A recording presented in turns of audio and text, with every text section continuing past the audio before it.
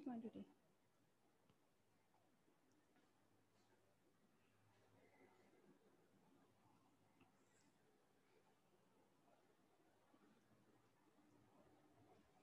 जब कनेक्ट हो जाए मुझे बता देना।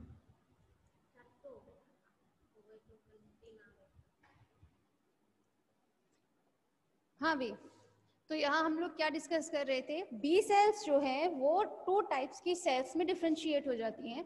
The first is plasma cell and secondary is memory cell. Alright, plasma cell का फंक्शन क्या होता है, ये एंटीबॉडीज का फॉर्मेशन करती हैं, ठीक है। अब सपोज कीजिए हमारी बॉडी में कोई भी अगर एंटीजन एंट्री करेगा तो क्या होगा, जो बी सेल्स जो है वो एक्टिव हो जाएंगी, ठीक है। उनका फॉर्मेशन जहां पर वही हो रहा है या मैचुरेशन जहां भी होता है और जहाँ पे स्टोर्ड रहती है लाइक स्प्लीन, तो वहां से वो डायरेक्ट उस स्टेज पर आ जाएंगी, वहां उस रीजन पे आएंगी जहां पर इन्फेक्शन हुआ होगा, ठीक है। अब प्लाज्मा सेल से जो भी सीक्रेट हुई है एंटीबॉडीज, वो तो आपके एंटीजन के साथ कंबाइन करेंगी, ठीक है।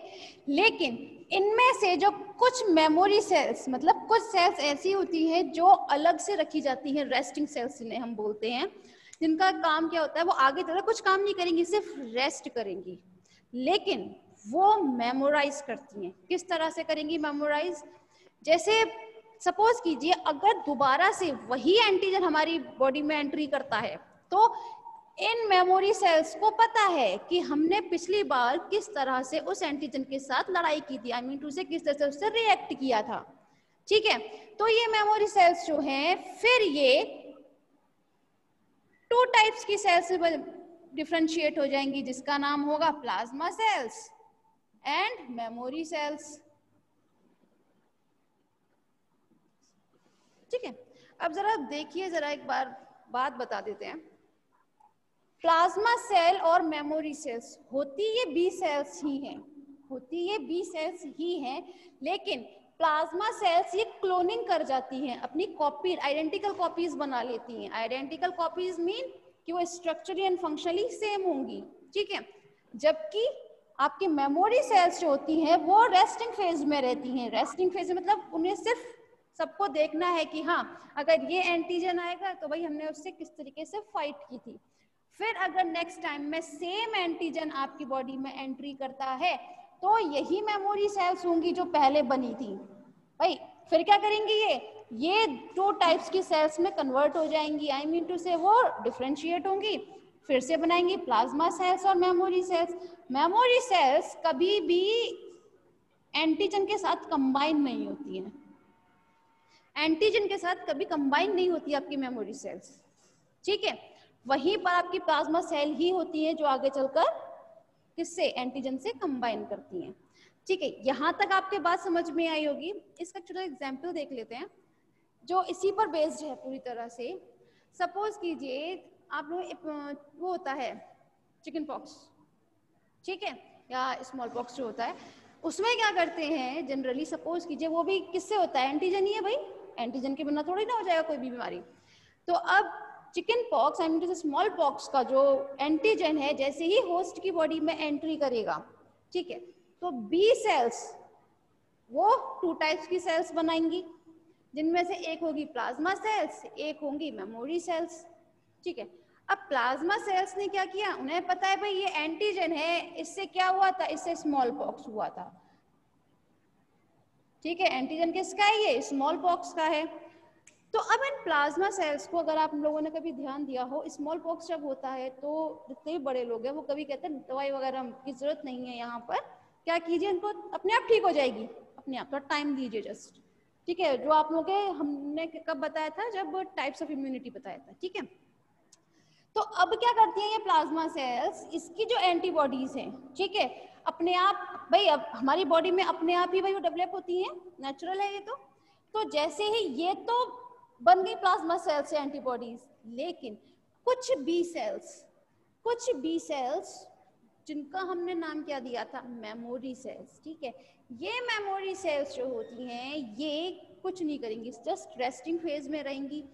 अगर स्मॉल पॉक्स का दोबारा से यही सेम एंटीजन उसी होस्ट की बॉडी में एंट्री करेगा, ठीक है।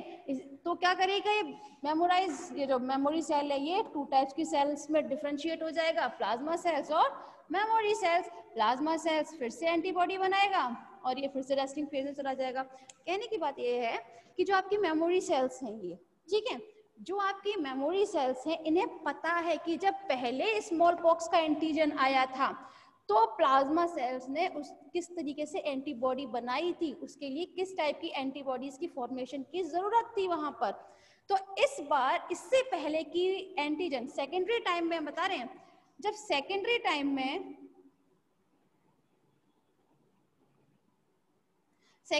में एंटीजन होस्ट की बॉडी में एंट्री करेगा ना, इससे पहले कि वो एक्सोटॉक्सिन सीक्रेट करे, उससे पहले ही आपकी मेमोरी सेल्स जो हैं वो प्लाज्मा सेल में डिफरेंशिएट हो जाएंगी। प्लाज्मा सेल्स डिफरेंशिएट होने के बाद एंटीबॉडीज का फॉर्मेशन स्टार्ट हो जाएगा। अच्छा, लेकिन इन दोनों में डिफरेंस क्या रहता है? मेन डिफरेंस एक तो ये है भाई कि एंटीजन से ये कंबाइन करती है, ये कंबाइन नहीं करती है, ये तो एक डिफरेंशिएशन बहुत शानदार है। सेकेंडरी क्या रहता है, इसका जो लाइफ टाइम होता है या लाइफ स्पान आप कह सकते हैं, जो ये होते हैं बहुत शॉर्ट लिव्ड।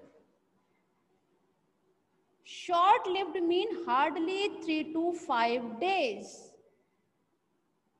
ऑलराइट। जबकि जो आपकी मेमोरी सेल्स होती हैं वो 3 to 4 years, 3 to 4 years, and some kinds of memory cells are years and years and years, so many years, वो इजीली सर्वाइव कर सकती हैं। जिसमें सबसे अच्छा एग्जाम्पल क्या था आपका? स्मॉल पॉक्स का। भाई इसमें तो 3-4 years का कोई वो है ही नहीं है सीन। अगर सपोज कीजिए इसमें तो जब तक इंसान जीवित रहेगा, जब तक आपका होस्ट वो लाइव है, तब तक क्या होगा, इसका एंटीजन दोबारा से उसका डिसीज कॉज कर ही नहीं पाएगा, ठीक है। तो यहाँ आपने बी सेल्स का ये समझ में आया सभी को, किस तरीके से प्लाज्मा सेल्स और बी मेमोरी सेल्स में डिफरेंशिएट हो रही थी क्लास। किसको किसी कोई परेशानी है तो उधर पूछ सकता है हमसे। परेशानी नहीं है तो आप फिर रफ करते हैं हम। अरे यार तो चैटिंग का वो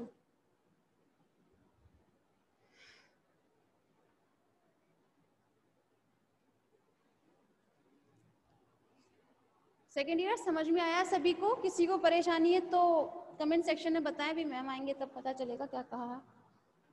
यार ये और चलिए ठीक है, कोई परेशानी होगी तो बाद में फिर डिस्कस करते हैं, तब तक देख लेते हैं सेकेंडरी।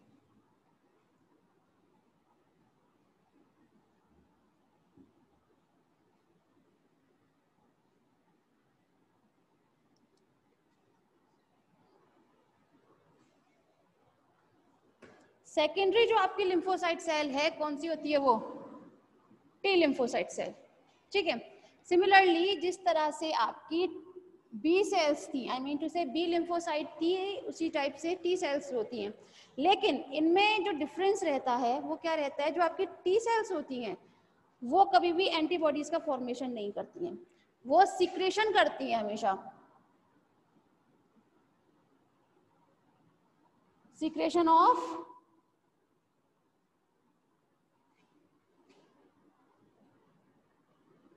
लिम्फोकाइनेज, ठीक है। टी सेल्स एंटीबॉडीज का फॉर्मेशन ना करके लिम्फोकाइनेज का सिक्रेशन करती हैं हमेशा, ठीक है।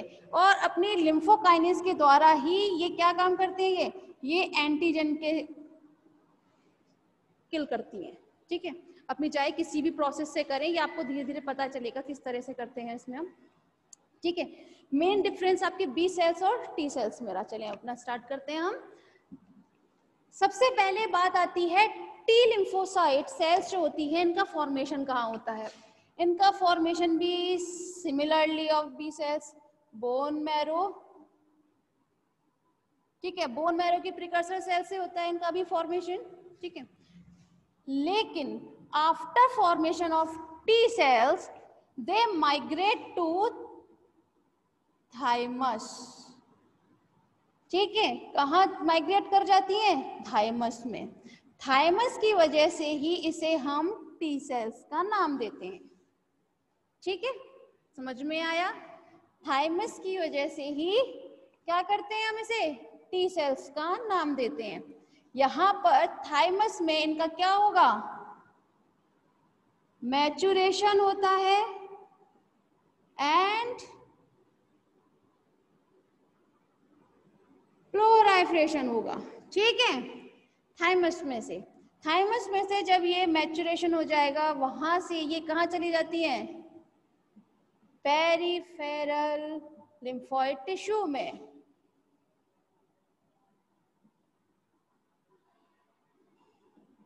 सबसे अच्छा एग्जाम्पल जो बताया जाता है क्या था, स्प्लीन। स्प्लीन की कॉर्टेक्स रीजन में ये हमेशा स्टोर्ड होकर रहती हैं टी सेल्स। बताया था थोड़ी देर पहले, ये बड़ा बड़ा इसलिए लिखा जा रहा है भाई जिससे आप लोगों को क्लियरली दिखाई दे। समझ में आया यहां तक? अब सबसे पहले क्या होता है, यहां तक तो समझ में आया आप लोगों को। सिमिलरली अभी आपको बताया था plasma cells and memory cell same है, इसलिए इसको दोबारा रिपीट नहीं कर रहे अपनी बात को। ये भी किस तरीके से, टू टाइप्स की सेल बनाएगा एंटीजन के जैसे ही, होस्ट की बॉडी में एंट्री करते ही टू टाइप्स की सेल बनाएगा, plasma cell, memory cell. Plasma cell क्या करती हैं, ये क्या करती है भाई, लिम्फोकाइनेज, रफ कर दिया मैंने।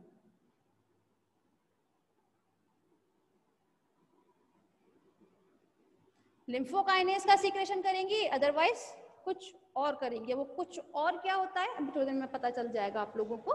वहीं मेमोरी सेल्स जो होती हैं वो क्या काम करती हैं, वो मेमोराइज का काम करती है कि भाई कि जब भी किसी एंटीजन ने एंट्री किया था तो प्लाज्मा सेल ने जब लिम्फोकाइनेज का सीक्रेशन किया था तो किस तरीके से उससे कंबाइन किया था या किस तरीके से उस पर रेगुलेट किया गया था। ठीक है, यहाँ पर ये दो चीज आपको क्लियर हो गई होंगी अभी तक। तो कोई परेशानी है तो पूछिए वरना आगे बताया जाएगा। मैम चैट निकाल दीजिए, मुझे पता ही नहीं चला स्टूडेंट्स। आ गया समझ? ठीक है, तो चलें अब आगे बताते हैं।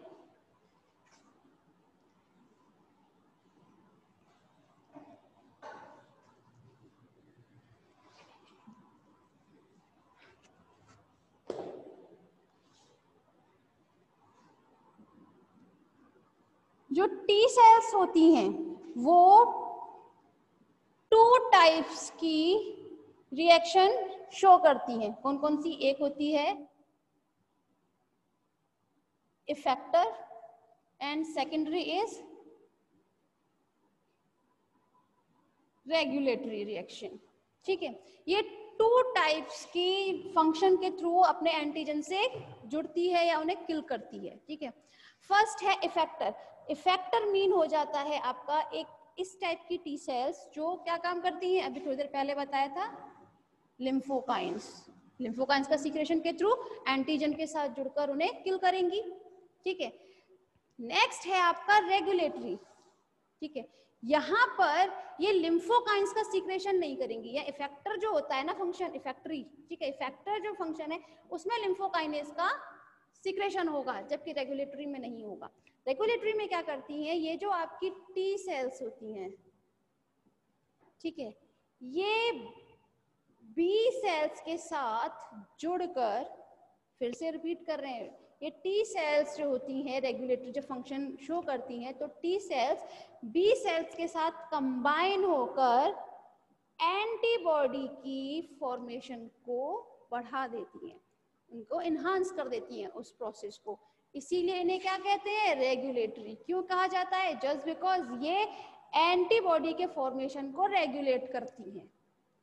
ठीक है, ये दोनों टर्म क्लियर हुए आप लोगों को, इफेक्टर और रेगुलेटरी। ठीक है, चलें, ये लिम्फोकाइंस का किस तरह फंक्शन होता है ये आप आगे के टॉपिक में पढ़ेंगे इजीली, बहुत अच्छे से, मजा आने वाला है भी आपको।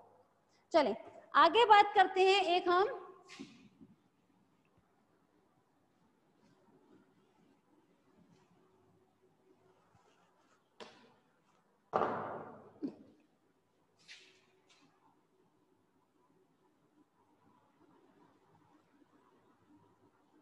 Types of T cells. ठीक है, I have already told you there are 4 types of T cells. ठीक है, बताया था पहले ही भाई 4 टाइप्स की होती है टी सेल्स। कौन कौन सी होती है जरा नाम भी सुन लेते हैं।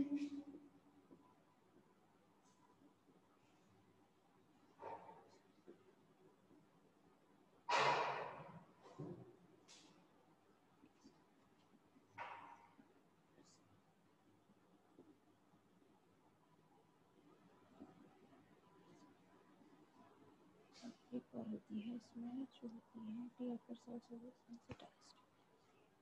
सेंसिटाइज्ड।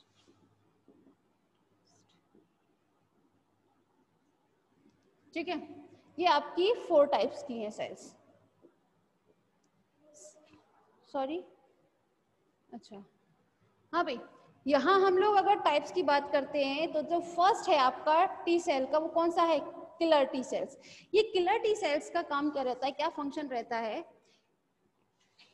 टी सेल्स, ध्यान दीजिएगा, टी सेल्स किसी भी एंटीजन के होस्ट के बॉडी में एंट्री करते ही लिम्फोकाइंस का सीक्रेशन करेंगी। क्या करेंगी?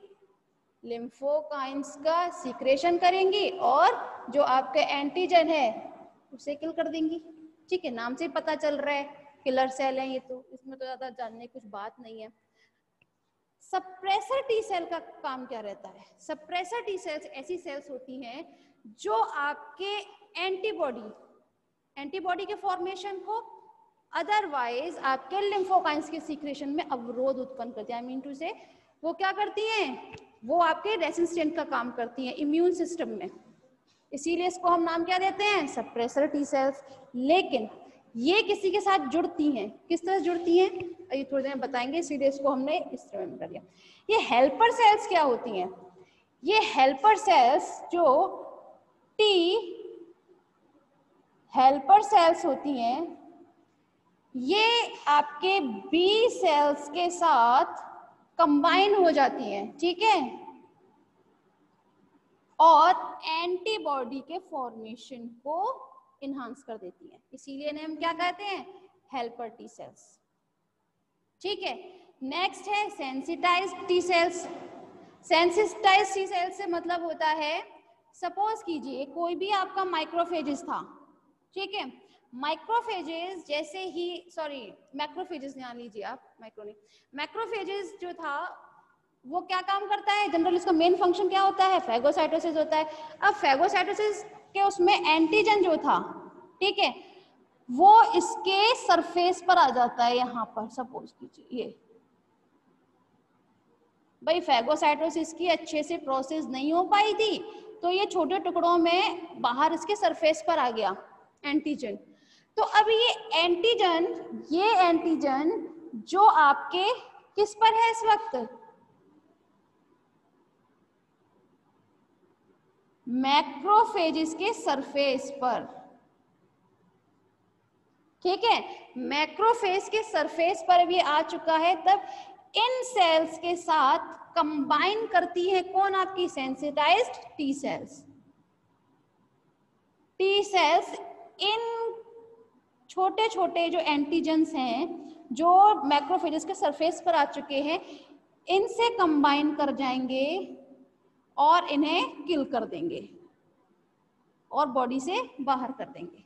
ठीक है, मतलब आई मीन टू से बात ये है, अगर ये फैगोसाइटोसिस की प्रोसेस से रह जाती हैं कुछ एंटीजन, भाई बहुत सारे एंटीजन ऐसे होते हैं जो साइज में बड़े होते हैं, जैसे हेलमिंथेस के टाइप वो होते हैं, पैरासाइट थोड़े बड़े होते हैं साइज में, अच्छे से मैक्रोफेजेस उस पर काम नहीं कर पाता है, फैगोसाइटोसिस की प्रोसेस नहीं हो पाती है उसमें, लेकिन उसमें कुछ तो प्रोसेस होती है। ऐसा तो नहीं कि भाई पूरी तरह से नहीं मर सकते, आई नो, लेकिन उनको छोटे छोटे टुकड़ों में तो डिवाइड कर सकती है ना मैक्रोफेजेस। तो वो जो छोटे छोटे टुकड़े होते हैं, जो बहुत माइक्रोमोलिक्यूल जो होते हैं एंटीजन के, उनके साथ कौन कंबाइन कर जाता है? आपके सेंसिटाइज्ड टी सेल्स। ये सेंसिटाइज्ड टी सेल्स जो होते हैं, जब उनके साथ कंबाइन करते हैं तब उनको किल करते हैं। ठीक है, अब यहाँ आपको यहाँ 3 तो क्लियर हो गए होंगे, 4th अभी छोड़ने के लिए कहा था, क्योंकि अब आप इस पर ध्यान दें। जो आपका सप्रेसर टी सेल्स होता है, उसका मेन फंक्शन क्या रहता है कि वो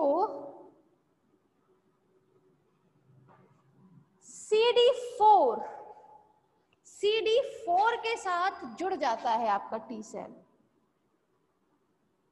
ठीक है, CD4 क्या रहता है आपकी, जो आपकी टी हेल्पर सेल है।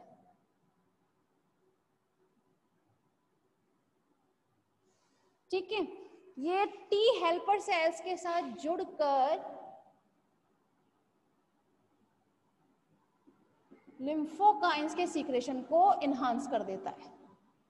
ठीक है, अगर ये जैसे कहने की बात ये है कि यहाँ पर अगर ये अकेला है सप्रेसर सेल तो ये आपके इम्यून सिस्टम में कुछ अच्छा काम नहीं करेगा, हमेशा रेसिस्टेंट का काम करेगा, इसीलिए इसको हम सप्रेसर टी सेल बोलते हैं। लेकिन जब ये आपके CD4 के साथ जुड़ जाता है, ये CD4 होता है क्लस्टर डेजिग्नेशन। ठीक है, इसका CD का फुल फॉर्म होता है क्लस्टर डेजिग्नेशन। ठीक है, ये क्लस्टर डेजिग्नेशन जो होते हैं इनके साथ ये जुड़कर लिम्फोकाइंस की प्रोसेस को इनहांस कर देते हैं। ठीक है, अच्छा, अब यहाँ क्वेश्चन ये अराइज होता है कि ये क्लस्टर डेजिग्नेशन क्या होता है। ठीक है, तो क्लास इसके बारे में कल बात करेंगे अब हम। ठीक है, अगर समझना हो क्लस्टर डेजिग्नेशन क्या होता है तो कल आ जाइएगा क्लास में प्रॉपर टाइम से। ठीक है, अच्छा, सेकंड ईयर एक बात और बताएं, जितना भी आज आपको समझाया गया आप सभी को समझ में आया? किसी भी टाइप में कोई वो है आपको परेशानी तो आप क्लियर कर सकते हैं।